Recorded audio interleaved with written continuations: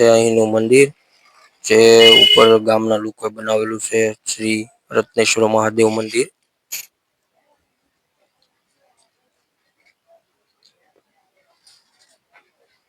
તો પ્રથમ દરવાજામાં નંદીશ્વર મહારાજના દર્શન કરીએ. આ છે મંદિરના ગર્ભગૃહનો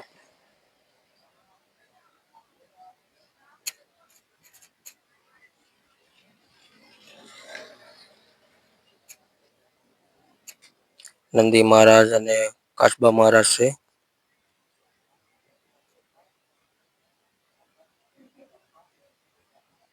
ત્યારબાદ બીજા દરવાજાની અંદર મહાદેવ શિવ બિરાજમાન છે. તો આ રીતનો અંદરનો માહોલ છે, જ્યાં ભગવાન મહાદેવ બિરાજમાન છે.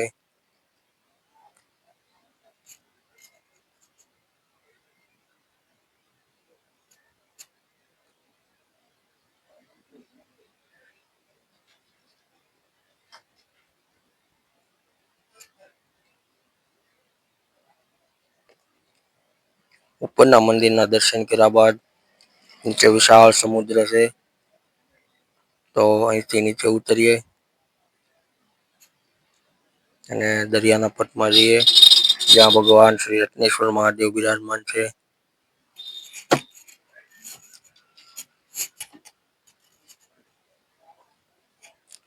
અહીં પગથિયા બનાવેલા છે, પણ બહુ જૂના સમયના બનાવેલા છે, એટલે થોડુંક ધ્યાન રાખવું પડે, કારણ કે પાણીથી પગથિયા બધા ખરાબ થઈ ગયેલા છે.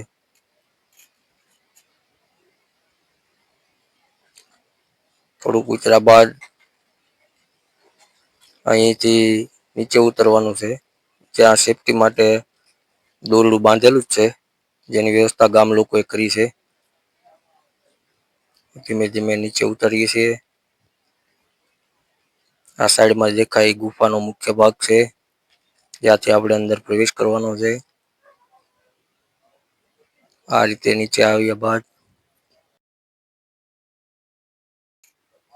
તો જઈએ ધીરે ધીરે નીચેની તરફ.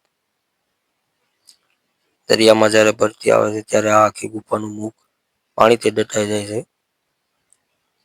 પાણી હોવાના કારણે લીલ પણ વધારે હોવાથી લપરવાની પણ વધારે શક્યતાઓ રહી છે, અને ઉબડ ખાબડ હોવાના કારણે પડવાની પણ વધારે શક્યતા રહી શકે છે. તો ધ્યાનથી આગળ વધવું, અને સાથે બને તો કઈ લાઈટની પણ વ્યવસ્થા લાવવી, જેમ કે મોબાઈલની ફ્લેશ લાઈટ છે, ટોર્ચ છે, એવી કોઈ વ્યવસ્થા તમારી સાથે હોય તો વધારે સારું પડે. કારણ કે દરિયાનું પાણી આવી જવાથી, ઉબડ ખાબડ વધારે હોવાથી અંદર અંધારું પણ વધારે છે, એટલે લાઈટની કઈ વ્યવસ્થા હોય તો અંદર તમને મુશ્કેલી પણ ઓછી પડે છે. આવો નજારો કઈક અંદરનો છે. પ્રથમ તો એકલા હતા, આની અંદર ડર લાગે એવું છે, કારણ કે પડખે વિશાળ સમુદ્રનો અવાજ આવે છે, અને અંદર જતા જગ્યા નાની થતી જાય છે, એટલે તમારે ઝૂકીને હાલવું પડે છે. એના કારણે વધારે તકલીફ પડે છે. આપણા પહેલા જ કોઈ ભક્તગણ ભગવાનની પૂજા કરી રહ્યો છે, તો ચાલો આપણે પણ મહાદેવના દર્શન કરીએ, અને હર હર બોલે મહાદેવ.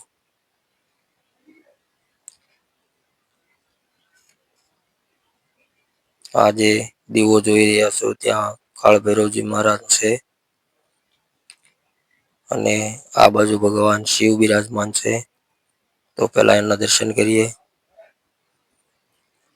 જય ભોલેનાથ મહાદેવ હર શિવ શંભુ શંકર કૈલાસપતિ. આજે આપ નિહાળી રહ્યા છો આરસની શિવલિંગ, તે અહીંના ગામજનોએ બાદમાં બિરાજમાન કરેલ છે, અને આ જે જૂની શિવલિંગ જોઈ રહ્યા છો, તે ગામના લોકો તરફથી જાણવા મળ્યું છે કે પાંડવ વખતમાં સ્થાપિત કરેલી છે. તો પાંડવકાલીન ગુફા પણ કહેવામાં આવે છે. તો આ છે અહીંના ભગવાન શ્રી રત્નેશ્વર મહાદેવ. જ્યાં એક વખત પહેલાથી જ પૂજા કરી રહ્યા છે.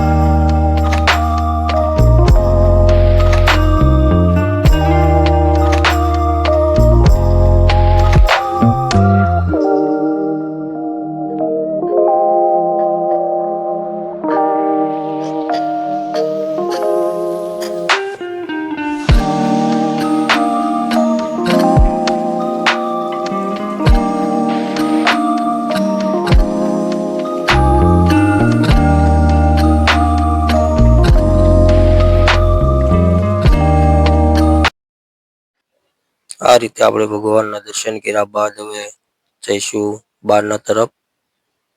તો ધીરે ધીરે ધીરે ધીરે બહાર નીકળતા રહીએ. ધ્યાન રાખવું પડે છે. આ રીતે બહારની સાઈડ જઈ રહ્યા છીએ આપણે.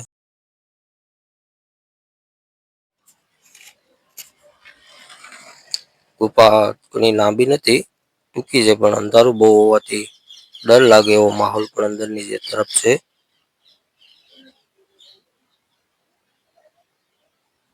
આ છે અંદર ગુફાનો બધો નજારો. આમ અંદર મજા પણ આવે છે. આ છે અંદરનો લુક.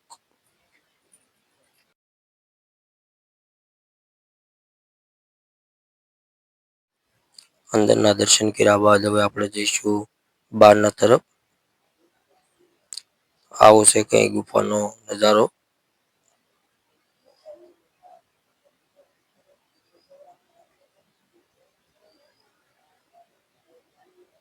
આપણે આવી ગયા છીએ હવે બહારની તરફ. આખો પહાડ આ રીતનો પથ્થર છે, જે દરિયાના ભરતીના ઓટના કારણે, ખારા પવનના કારણે જે કોતરકામ થઈ ગયું છે આમાં. તે કઈ આવો દરિયાનો નજારો છે, જેમાં બધામાં પાણી ભરાઈ જાય છે. આ છે આપણે જે આવ્યા તે પાછો જવાનો રસ્તો. આ છે એના પહાડ જેવા કોતર. આમાં ઘણી બધી નાની મોટી ગુફાઓ પણ આવેલી છે. તો બન્યા રહેજો અમારી સાથે. આવો નિહાળીએ ગુફાઓ.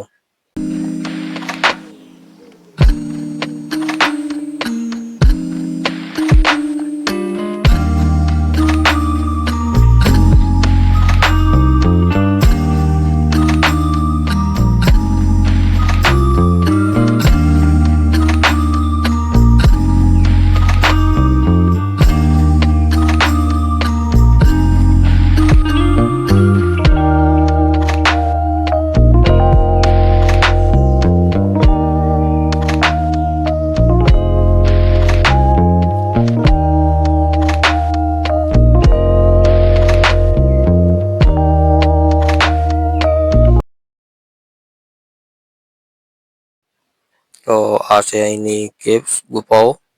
એક તો શું થાય કે આ આવડો મોટો દરિયાકાંઠો અને માણસોની પણ અવર જવર ઓછી હોય છે, એટલે આમાં કોઈ જંગલી જનાવર પણ હોઈ શકે છે. એટલે ધ્યાન રાખવું પડે અને સાવચેત પણ રહેવું પડે છે.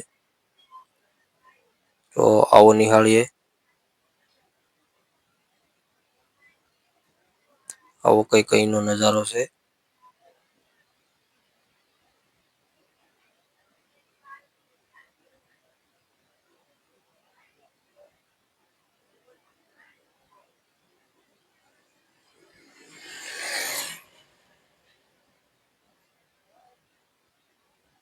આમાં ધીરે ધીરે ધીરે ધીરે આગળ વધવું પડે છે.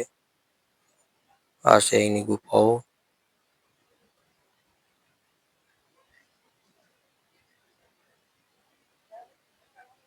જે જોવાની પણ મજા આવે છે અને ડર પણ લાગી રહ્યો છે.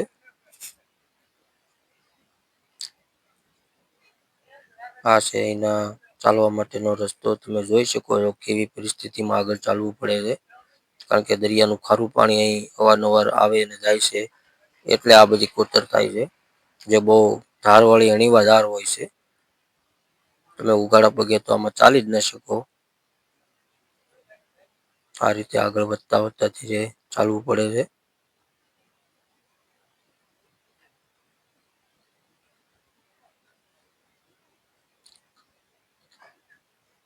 આ છે એની કેવ્સ ગુફાઓ,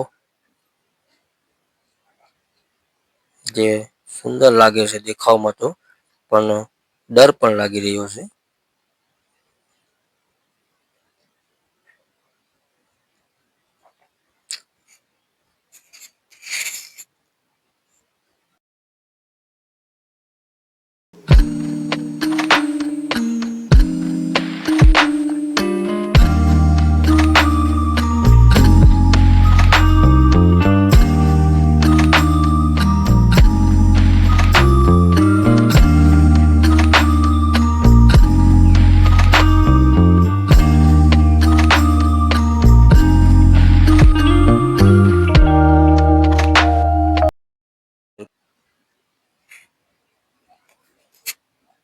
તો આ તો આપણો આજનો બ્લોગ શ્રી રત્નેશ્વર મહાદેવ મંદિર. જો અમારો આ વિડીયો તમને ગમ્યો હોય તો લાઈક કરજો, શેર કરજો અને સબસ્ક્રાઈબ કરજો, જેથી કરીને આવા વિડીયો તમારા માટે લાવી શકીએ. જય રત્નેશ્વર મહાદેવ.